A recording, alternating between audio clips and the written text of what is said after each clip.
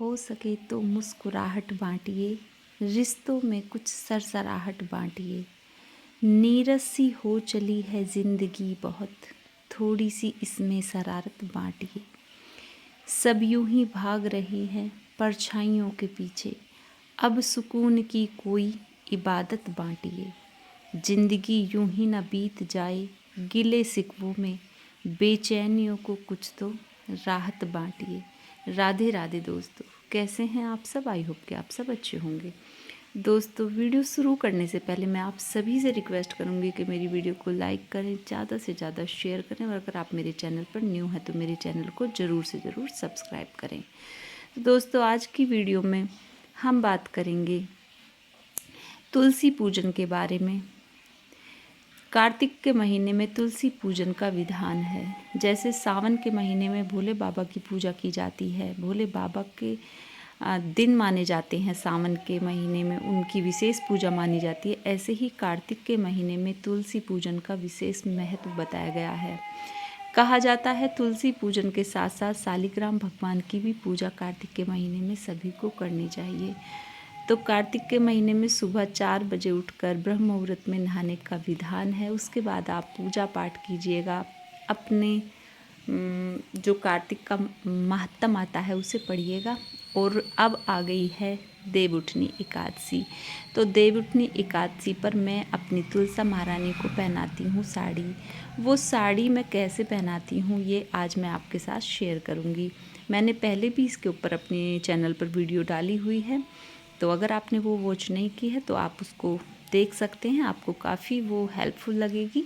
और आज जो मैं तुलसा महारानी को पहनाने वाली हूँ वो मैं एक दुपट्टे से मैया को तैयार करने वाली हूँ। पहली वीडियो में मैंने साड़ी को पहना के दिखाया था, और अब की बार जो मैं पहना रही हूँ वो मैया को मैं दुपट्टा पहनाऊँगी, मतलब जो चुन्नी जिसे बोलते हैं वो इस टाइप का दुपट्टा छोटा, वो पहनाकर मैं मैया को तैयार करूँगी। क्योंकि सभी के घर में इस तरह के गमले होते हैं, तो जो छोटे गमले होते हैं उनको आप दुपट्टे से ईजिली तैयार कर सकते हैं। तो सबसे पहले तो जो छोटा सा ये हमारा गमला है, क्योंकि अब की बार मेरी महारानी ज़्यादा बड़ी नहीं है, छोटी सी हैं, तो इन्हीं को मैं तैयार करूँगी। तो मेरे पास में ना इस तरह की ये पता नहीं क्या है, स्टील की एक छड़ सी मुझे नज़र आई, लेकिन ये काफ़ी छोटी है। तो जुगाड़ करने के मामले में मैं नंबर 1 हूँ। तो इसमें ना मैंने जो वो होता है हार्ड सा एक मैंने पेपर ले लिया है, कार्डबोर्ड जिसे बोलते हैं, उसको फोल्ड करके मैंने इसके अंदर थोड़ा सा डाल दिया है और थोड़ा सा बाहर रहने दिया है। तो मैंने कुल मिला के इसकी थोड़ी सी लेंथ बढ़ा ली है, आप ये कह सकते हैं इसकी लंबाई थोड़ी सी मैंने इस पेपर के द्वारा बढ़ा ली है। तो ये अब मेरे गमले पर बिल्कुल ठीक बैठ जाएगा, और इसकी हेल्प से हम ना मैया रानी को तैयार करेंगे। तो आपके पास में अगर इस तरह का कोई जुगाड़ हो तो आप भी कर सकते हैं।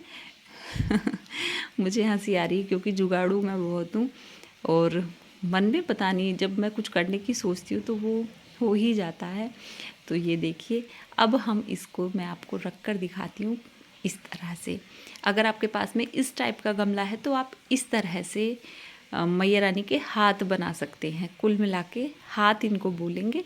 तो ये छड़ ना जब इस तरह से हम रखेंगे और हम जब दुपट्टा पहनाएंगे तो बहुत ही अच्छे से बनकर तैयार होगा। तो यहाँ पे पहले आप ना किसी भी कलावे से और या किसी भी रस्सी के द्वारा बांध सकते हैं, लेकिन पूजने की चीज़ों में आप कलावे का इस्तेमाल करें तो ज़्यादा बेटर है। तो यहाँ पर मैंने कलावे से दोनों तरफ इस छड़ को गमले से बांध लिया है ताकि मैं दुपट्टा पहनाऊँ तो ये हिले डुले ना। और ये देखिए, ये मेरे पास ना एक दुपट्टा रखा था, तो दुपट्टे की मैंने प्लेट बनाई, जैसे साड़ी की प्लेट बनाते हैं ना, और जो बीच में ये धागा था उसमें मैंने इसको अटैच कर दिया है। अटैच करने के बाद थोड़े से घूमों को ना ऐसे थोड़ा सा हल्का सा खोल दीजिएगा, जैसे हमारी साड़ी के घूम होते हैं, साड़ी की जो प्लेट होती हैं वो इस तरह से रहती है ना, तो इस तरह से हम इनको थोड़ा सा सेट कर देंगे। और जो बाकी का दुपट्टा, थोड़ा दुपट्टा मैंने ऐसी प्लेटों के लिए कर दिया, और जो थोड़ा सा दुपट्टा रखा उसको घुमाकर मैया रानी के चारों तरफ, ये जो मेरे पास पाइप था इस पर घुमाते हुए मैं आगे की तरफ ले आई हूँ। तो ये ना कुछ इस तरह से हो गया है जैसे सीधे पल्ले की साड़ी पहनते हैं हम। और यहाँ पर देखिए मेरी मैया रानी बिल्कुल छोटू सी हैं अब की बार, क्योंकि हमारे यहाँ पर बंदर बहुत हैं और बंदरों ने ना बुरा हाल किया हुआ है। गमले बिल्कुल नहीं छोड़ते, बाहर तो रख ही नहीं सकते। तो बहुत बड़ी महारानी थी, सभी तोड़ गए। बस क्या आप ही बताऊँ, बस मैया रानी की कृपा है कि कार्तिक के महीने में मैया रानी उपज गई और मेरी पूजा भली भांति मैया रानी ने स्वीकार करी। और मैं इसी तुलसा महारानी की मतलब पूजा कर रही हूँ, तो मैं इन्हीं को साड़ी पहनाती हूँ। तो कोई बात नहीं। और ये देखिए इस तरह से अब मैं ना बीच में मेरे पास में एक लेस का टुकड़ा रखा है, तो मैं इसको इस तरह से बांध दूँगी, तो ये मैया रानी की हो जाएगी बेल्ट। और अब मेरे पास में 2 लटकन रखी हैं, तो मैं सोच रही हूँ लटकन और पहले गले में पहना लेती हूँ। गले में मैंने मैया रानी को जो मैंने पाइप रखा था ना, उसी में थोड़ा सा इनको अटैच कर दिया है और पीछे लगा दिए हैं पिन, तो ये इस तरह से। और इनके गले में मैंने हार पहना दिया है। तो ऐसा लग रहा है जैसे मैया रानी के गले में हमने हार पहना दिया है।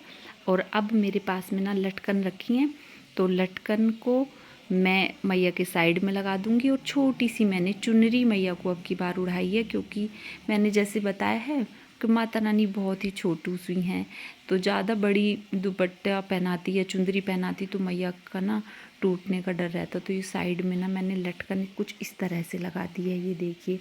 तो ऐसा लग रहा है जैसे मैया की ना वो हो जाती है, क्या बोलते हैं, अरे वो जो बोलते हैं क्या लगाते हैं साइड में जो होता है, तगड़ी गुच्छा, आप जो भी समझें। मैंने मतलब कुल मिला के वो ही लगाया है।